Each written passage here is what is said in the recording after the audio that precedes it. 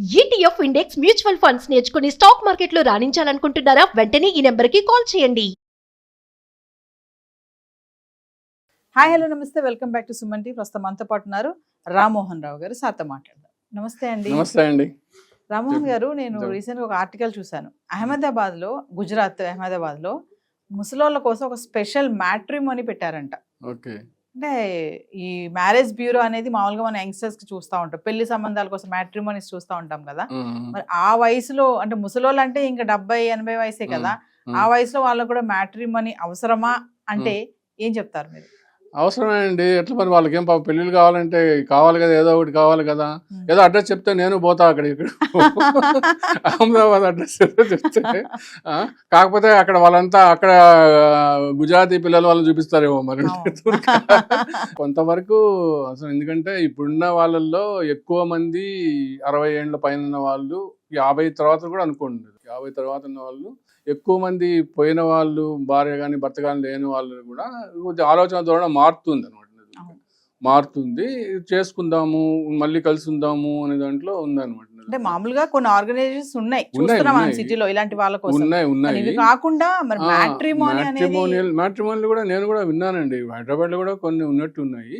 చూడవలు చేస్తాము, పడతాము అని చెప్పని ఉంటారు. కానీ కొంతమంది జాగ్రత్తగా చేసుకోవాలి, వాళ్ళని చూసుకోవచ్చు, జాగ్రత్తగా వాటిని చూసుకుంటూ వాళ్ళ ట్రాప్లో పడకుండా కొద్దిగా మంచి వాళ్ళని చూసుకోవడం కానీ చేసుకోవడం కానీ, డబ్బుల విషయంలో కూడా జాగ్రత్తగా ఉండి చూసుకుంటే ఒక విధంగా మంచిది. ఎందుకంటే మనకు మెయిన్ ఉద్దేశం ఏంటంటే, వీళ్ళకి కావాల్సింది ఎన్ని సంవత్సరాలు ఉన్నప్పటికి కూడా ఆడ మంచి దొరుకుతుందేమో, ప్రొఫైల్ దొరుకుతుందేమో. ఇప్పుడు పెళ్ళి అంటేనే మొదటి నుంచి మనం ప్రొఫైల్స్ కోసం చూస్తున్నాం కదండి. ముఖ్యంగా యువతగా అయితే కన్నా ఇంకా మీకు చెప్పాల్సిన అవసరం లేదు. బోర్డ్ అన్ని ప్రొఫైల్స్ చూసి చూసి వాళ్ళు చేస్తారు. అట్లాగానే వీళ్ళల్లో కూడా మాకు కూడా మంచి ప్రొఫైల్స్ కావాలా అనే ఆలోచన ధోరణి వస్తుంది. కాకపోతే వాళ్ళు మ్యారేజ్ బ్యూరోలోకి పోయినప్పుడు కొద్దిగా చూసుకోండి అనేది నా సలహా.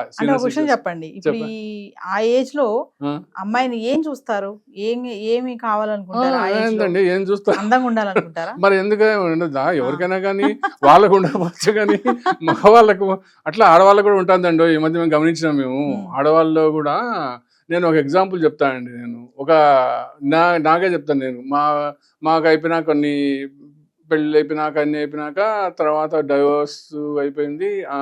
అయిపోయినాక చాలా సంవత్సరాల నుంచి డైవర్స్ అయిపోతే మా పేరెంట్స్ కూడా మళ్ళీ చూడాలా అని చెప్పని దాంతో చూశారనమాట కొన్ని. అప్పటికే నాకు 50 years ఉంటాయి అనుకోండి. ఇప్పుడు ఇదైనా 50 years అప్పుడు చూడాలా అని చెప్పి మా పేరెంట్స్ ఉన్నారు. మీ 50 years అప్పుడు మీ పేరెంట్స్ మిమ్మల్ని అడిగారు? పేరెంట్స్ ఉండాలి కదా, మేము ఉంటాము, ఇంతవరకు మేము ఉంటాము, మేము పోయిన తర్వాత, మేము వెళ్ళిన తర్వాత నిన్ను ఎవరో చూసుకోవాలని కావాలి కదా నీకు. అంటే యాక్చువల్ నాకు పిల్లలు కూడా లేరు, ఎవరినో చూసుకో, అది కూడా అప్పుడు ఉన్న దానితో జరగలేదు. కాబట్టి ఆ తర్వాత అయినా కావాలి కదా అట్లా అంటే సరేలే అని చెప్పి ఇది అనుకున్నాను.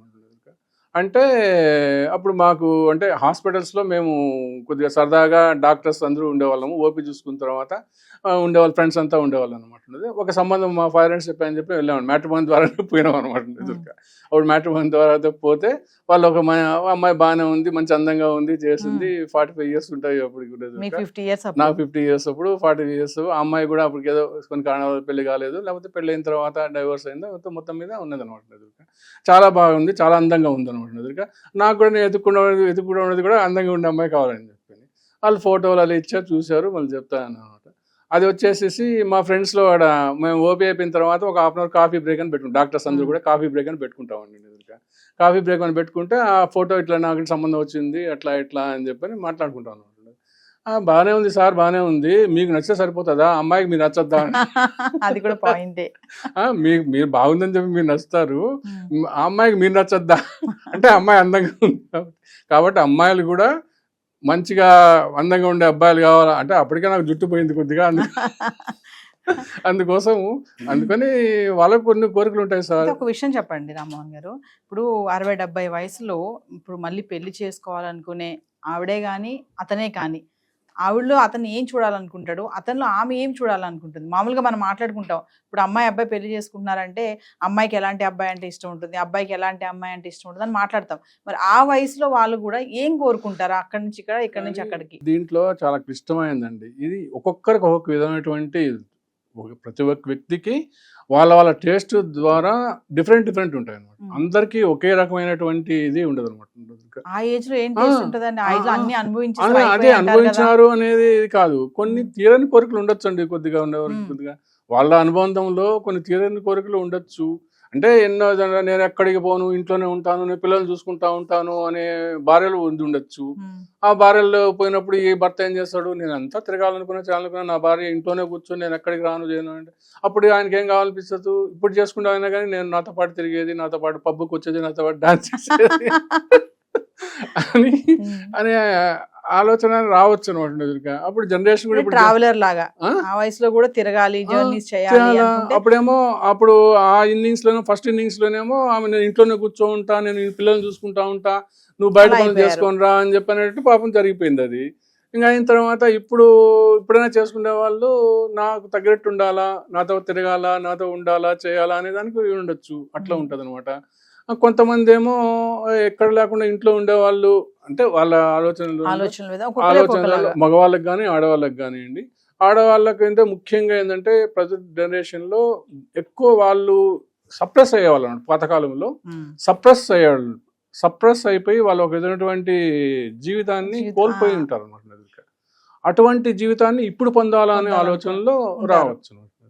దాన్ని మనం తప్పు పడాల్సిన అవసరం లేదు నిజంగా. వాళ్ళు ఎందుకంటే వాళ్ళ ఇప్పుడు అయిపోయింది. మీరు ఇందాక ఒక వీడియోలో చెప్పినట్టుగా నన్ను నువ్వు ఎక్కడికైనా వెళ్ళినా నన్ను అడగకూడదు అట్లా మరి అట్లానే ఆయన ఇబ్బంది పెట్టగాక. ఇద్దరు కలిసి పోండి, ఎక్కడికైనా పోవాలనుకుంటే ఇద్దరు కలిసి పోండి, అంతేగాని నువ్వు ఇంట్లోనే ఉండి నేను పోయేస్తా అని చెప్పినట్టు పాపం వాళ్ళని ఇబ్బంది పెట్టగా. అంటే రామ్మోహన్ గారు మామూలుగా అంటారు కదా, హరే రామ హరే కృష్ణ అనుకునే వయసులో ఇన్ని ఉంటాయా? అన్ని పాతకాలం అండి. ఇప్పుడు హరే రామ హరే కృష్ణ అనుకోవచ్చు. ఇప్పుడు ఎగ్జాంపుల్ చెప్తాను, నా పేరు రామమోహన్ అంటారు అనమాట. పొద్దున పూటంతా నేను సాయంకాలం వరకు జపం చేసుకుంటా, ఇది చేసుకుంటా, అన్ని ఉంటా, భక్తితో ఉంటా నేను. మళ్ళీ ఆ తర్వాత నాకు కూడా హ్యాపీగా ఉండాలా అని చెప్పి, నాకు కూడా ఉండాలా, రెస్టారెంట్కి పోవాలా, ఫ్రెండ్స్తో పోవాలా, అంటే ఫ్రెండ్స్ అంటే అబ్బాయిలతో కాదు అమ్మాయిలతో పోవాలా అంటది. కానీ ఇప్పుడు కాలంలో ఏంటంటే యంగ్ అమ్మాయిలతో అంటే అది కుదరని పని లేదని చెప్పని అనిపిస్తుంది. ఎందుకంటే వాళ్ళ ఆలోచన వేరే ఉంటుంది, వీళ్ళ ఇది ఉంటుంది. ఇప్పుడు ఇంతకుముందు ఉండేదండి, ఇప్పుడు మాత్రం ఇంతకుముందు కొద్దిగా మంచిగా యంగ్గా ఉన్న వాళ్ళు మనతో పాటు ఉంటే మనకు అది. కానీ వాస్తవానికి అది ఆ విశాల హృదయం ఉన్న వాళ్ళతో ఉంటే చాలా మేలు అవుతుంది. కానీ ఇప్పుడున్న సొసైటీ కొన్ని మిస్యూజ్ అవుతాయి అనుకోండి. ఆ విధంగా యంగ్ అమ్మాయిలు ఉండే వాళ్ళతో ఈ ఎక్కువ వయసు మళ్ళీ వాళ్ళతో ఉంటే కనుక కొన్ని మిస్యూజ్ అయ్యే అవకాశాలు ఉంటాయి.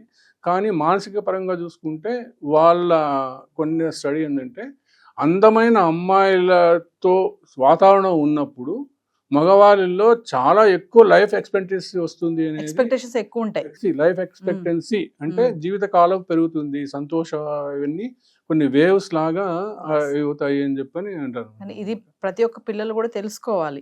తండ్రి విషయంలో కానీ తల్లి విషయంలో కానీ మేము ఉన్నాం కదా, నీకు ఎందుకు ఇంకొకరు అనే ధోరణికి వెళ్లకుండా. అది కాదు, అది దీనివల్ల ఎవరైనా ఆ సంతోషం అనేది వేరే ఉన్నప్పుడు వాళ్ళకు కూడా ఈ కుంగుబాటు అనేది పోతుంది.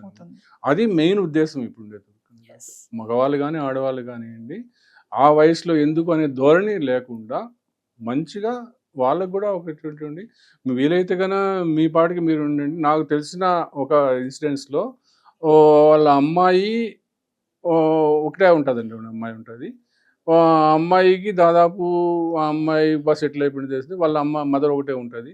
ఆమె ఎంత సోషల్గా ఆలోచిస్తుందంటే వాళ్ళ మదర్ గురించి, నీకెందుకు అమ్మా ఈ టైంలో ఏం చెప్పని అనుకోకుండా అంత ఇదిగా, అమ్మా నువ్వు హ్యాపీగా ఉండు, నీకు నచ్చిన వాళ్ళు నీకు చూసుకొని నువ్వు కలిసి ఉంటావో చేస్తుంటావో నీ ఇష్టం ఉండేది, నువ్వు హ్యాపీగా ఉండడం కావాలా అనేటట్టు మాట్లాడుతుంది ఆ అమ్మాయి.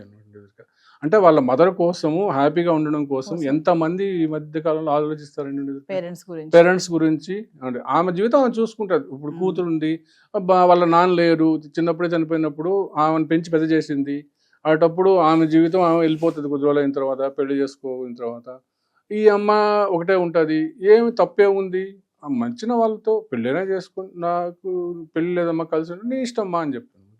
నువ్వు పెళ్ళి నీకు వద్దు, మళ్ళీ సంవత్సరం వస్తా అనుకుంటే నీకు నచ్చిన వాళ్ళతో నువ్వు కలిసి ఉండు, మాట్లాడుకో, తిరుగు చేసి నువ్వు హ్యాపీగా ఉండు. సో ఖచ్చితంగా సెకండ్ ఇన్నింగ్స్ లో హ్యాపీ లైఫ్ లో ఉండాలి, ఉండాలి. లైఫ్ కూడా హ్యాపీ గెయిన్ చేయాలంటే మ్యాట్రిమోనీ మ్యాట్రిమోనీ ఉండాల్సిందే. మాత్రం ఖచ్చితంగా మ్యాట్రిమోనీ కానీ ఏదంటే కానీ ఉండాల్సిందే. అంతే అంటే మీరు చెప్పేదాన్ని బట్టి చూస్తే ఖచ్చితంగా ఉండాల్సిందే అంటారు ఉండాల్సిందే. నేనైతే. కాదు యువతకే కాదు వీళ్ళకి కూడా కావాల్సిందే. Yes. మంచిగా కాకపోతే వీళ్ళను కొద్ది కన్సిడరేషన్ ఇవ్వమని చెప్పి నేను మ్యాట్రిమోనీ వాళ్ళని రిక్వెస్ట్ చేస్తున్నాను అనమాట. యువతను బాగా మీరు ఎన్నైనా పిండుకొని ఏమైనా డబ్బులు తీసుకోండి, ఈ వయసు మళ్ళిన వారి కోసం మాత్రం వాళ్ళకి కొంచెం concession ఇమ్మంటారా? కన్సెషన్ ఇచ్చేసి వాళ్ళకి మంచి సంబంధాలు, ముఖ్యంగా నాకు కూడా మంచి సంబంధం. థ్యాంక్ యూ అండి, నమస్తే.